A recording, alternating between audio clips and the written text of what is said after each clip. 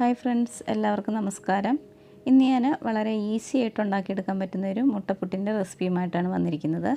നമുക്ക് രാവിലേക്ക് ഒരു 10 മിനിറ്റ് കൊണ്ട് ഇത് തയ്യാറാക്കിയെടുക്കാൻ പറ്റും. ഇതിന് നമുക്ക് പ്രത്യേകിച്ച് കറിയുടെ ആവശ്യമൊന്നുമില്ല. അപ്പോൾ നമുക്ക് ഇതെങ്ങനെയാണ് തയ്യാറാക്കിയെടുക്കുന്നത് നോക്കാം. അതിന് മുന്നേ ആദ്യമായിട്ട് എൻ്റെ ചാനൽ കാണുന്നവരുണ്ടെങ്കിൽ ഒന്ന് സബ്സ്ക്രൈബ് ചെയ്തിട്ട് സപ്പോർട്ട് ചെയ്യണേ. അപ്പോൾ നമുക്ക് വീഡിയോയിലോട്ട് പോകാം. അപ്പോൾ മുട്ടപ്പുട്ട് ഉണ്ടാക്കാൻ വേണ്ടിയിട്ട് ആദ്യം ഞാൻ പാനിലേക്ക് വെളിച്ചെണ്ണ ഒഴിച്ച് കൊടുത്തിട്ടുണ്ട്. അപ്പോൾ എണ്ണ ചൂടാകുമ്പോഴേക്കും ഇതിലേക്ക് 1/2 ടീസ്പൂൺ കടുക് ഇട്ട് കൊടുക്കാം. കടുകൊക്കെ ഒന്ന് പൊട്ടി വരുമ്പോഴേക്കും 1 ടീസ്പൂൺ ഉഴുന്ന് പരിപ്പും കൂടി ഇട്ട് കൊടുക്കാം. തീ ഒന്ന് കുറച്ച് കൊടുത്തതിന് ശേഷം ഇതിലേക്ക് ഒരു 2 വറ്റൽമുളക് പൊട്ടിച്ചിട്ട് കൊടുക്കാം. അതിന് കൂടെ കുറച്ച് കറിവേപ്പിലയും കൂടി ഇട്ട് കൊടുക്കാം. ഇനി നമുക്കിതൊന്ന് ഇളക്കി കൊടുക്കാം.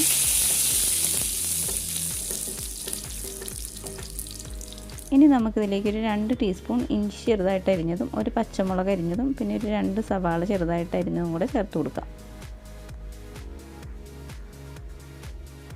ഇതിനെ നമുക്ക് നന്നായിട്ടൊന്ന് വഴറ്റിയെടുക്കണം. അപ്പോൾ ഇതിലേക്ക് വേണ്ടുന്ന ഉപ്പും കൂടി ഇട്ട് കൊടുക്കാം. നമ്മൾ പുട്ടുണ്ടാക്കുമ്പോൾ അതിൽ ഉപ്പ് ചേർത്തിട്ടാണ് പുട്ടുണ്ടാക്കുന്നത്. അപ്പോൾ അത് നോക്കിയിട്ട് വേണം ഇതിൽ നമ്മൾ ഉപ്പ് ചേർത്ത് കൊടുക്കുന്നത്. ഇതിപ്പോൾ നന്നായിട്ട് വഴന്നിട്ടുണ്ട്. ഇനി നമുക്കിതിലേക്ക് ഒരു 1/2 ടീസ്പൂൺ മഞ്ഞൾ പൊടി, 1 teaspoon garam masala powder, 1 table spoon മല്ലിപ്പൊടി, 1 ടേബിൾ സ്പൂൺ ചിക്കൻ മസാല, ഇത്രയും പൊടികൾ ഇട്ട് കൊടുത്തിട്ട് ഇതിൻ്റെ പച്ചമണം മാറുന്നവരെ നന്നായിട്ടൊന്ന് വഴറ്റിയെടുക്കാം. പിന്നെ നമ്മളിത് കറി കൂട്ടിയാണ് കഴിക്കുന്നതെങ്കിൽ ഇത്ര മസാല ഇടേണ്ട ആവശ്യമില്ല. ഇതിൻ്റെ നേർ പകുതി എടുത്താൽ മതി. അതേസമയം കറി കൂട്ടാതെയാണ് കഴിക്കുന്നതെങ്കിൽ ഇത്രയും തന്നെ മസാല ഇട്ട് കൊടുക്കണം. ചിലർക്ക് അധികം മസാല ഇഷ്ടപ്പെടുകയില്ല. അങ്ങനെയുള്ളവർ നേർ പകുതിയാക്കിയാൽ മതി. ഇനി നമുക്ക് ഇതിലേക്ക് 1 തക്കാളി ഇട്ട് കൊടുക്കാം. വലിയ തക്കാളി ആണെങ്കിൽ 1 ഇട്ട് കൊടുക്കുക, ചെറുതാണെങ്കിൽ ഒരു 2 ഇട്ട് കൊടുക്കുക. ഇത് പെട്ടെന്നൊന്ന് വെന്ത് വരാൻ വേണ്ടിയിട്ട് ഇതിലേക്ക് കുറച്ച് വെള്ളം ഒഴിച്ച് കൊടുത്തിട്ട് അടച്ചു വെച്ച് വേവിച്ചെടുക്കാം.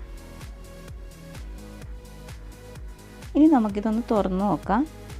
അപ്പോൾ നമ്മുടെ തക്കാളിയൊക്കെ നന്നായിട്ട് വെന്തുടഞ്ഞ് വന്നിട്ടുണ്ട്.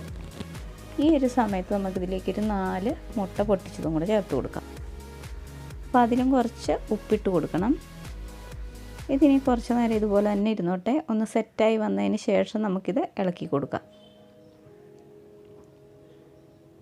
ഇനി നമുക്കിത് നന്നായിട്ടൊന്ന് ഇളക്കി യോജിപ്പിച്ചെടുക്കാം. അപ്പോൾ ഈ ഒരളവിന് ഏകദേശം ഒരു 4 പേർക്ക് കഴിക്കാനുള്ളതുണ്ടാവും. ഇതിന് കുറേ അങ്ങോട്ട് ഡ്രൈ ആക്കി എടുക്കണ്ട, ഈ ഒരു പാകത്തിന് മതി. ഇനി നമുക്കിതിലേക്ക് ഒരു 2 ചിരട്ടപ്പുട്ട് പൊടിച്ചതും കൂടെ ചേർത്ത് കൊടുക്കാം. ഇതിപ്പോൾ ഞാൻ രാവിലെ ഉണ്ടാക്കിയ പുട്ടാണ്, അതുകൊണ്ട് തന്നെ നല്ല സോഫ്റ്റാണ്. അപ്പോൾ നമ്മൾ അത് നേരെ ഇതിലേക്ക് ചേർത്ത് കൊടുത്തിട്ട് നന്നായിട്ടൊന്ന് മിക്സാക്കി എടുത്താൽ മതി. അതേസമയം ബാക്കി വന്ന പുട്ടൊക്കെ ആണെങ്കിൽ അത് കുറച്ചുകൂടെ ഹാർഡായിട്ടായിരിക്കും ഇരിക്കുന്നത്. അപ്പോൾ അത് നമ്മളിതിൽ ചേർക്കുമ്പം കുറച്ച് വെള്ളമൊക്കെ തളിച്ച് കൊടുത്തിട്ട് വേണം ചേർത്ത് കൊടുക്കാൻ. ഇതിലിപ്പോൾ ചേർത്ത് കൊടുക്കേണ്ട ആവശ്യമൊന്നുമില്ല. ഈ കട്ടകളൊക്കെ നന്നായിട്ടൊന്ന് ഉടച്ചെടുത്താൽ മതി.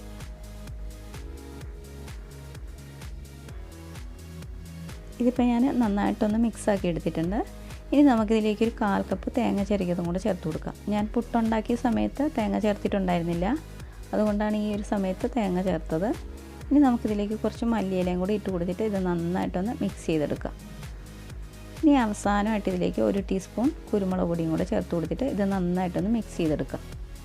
പിന്നെ നിങ്ങളുടെ കയ്യിൽ നാരങ്ങ ഉണ്ടെങ്കിൽ ഈ ഒരു സമയത്ത് ഇതിലേക്ക് 1 ടീസ്പൂൺ നാരങ്ങയുടെ നീരും കൂടെ ചേർത്ത് കൊടുത്തോളൂ. അത് ചേർക്കുമ്പോൾ കുറച്ചുകൂടെ ടേസ്റ്റാണ് നമ്മുടെ മുട്ടപ്പുട്ടിന് കിട്ടുന്നത്. എൻ്റെ കയ്യിൽ നാരങ്ങ ഉണ്ടായിരുന്നില്ല. ഇതിപ്പോൾ റെഡി ആയിട്ടുണ്ട്. ഇനി നമുക്ക് തീ ഓഫ് ചെയ്യാം. അപ്പോൾ നമ്മുടെ ഈസി ആയിട്ടുള്ള ബ്രേക്ക്ഫാസ്റ്റ് ഇവിടെ റെഡി ആയിട്ടുണ്ട്. അപ്പോൾ എല്ലാവരും തീർച്ചയായിട്ടും ഒന്ന് ട്രൈ ചെയ്ത് നോക്കണം. അധികം സമയമൊന്നും വേണ്ട, പെട്ടെന്ന് ഉണ്ടാക്കിയെടുക്കാൻ പറ്റും.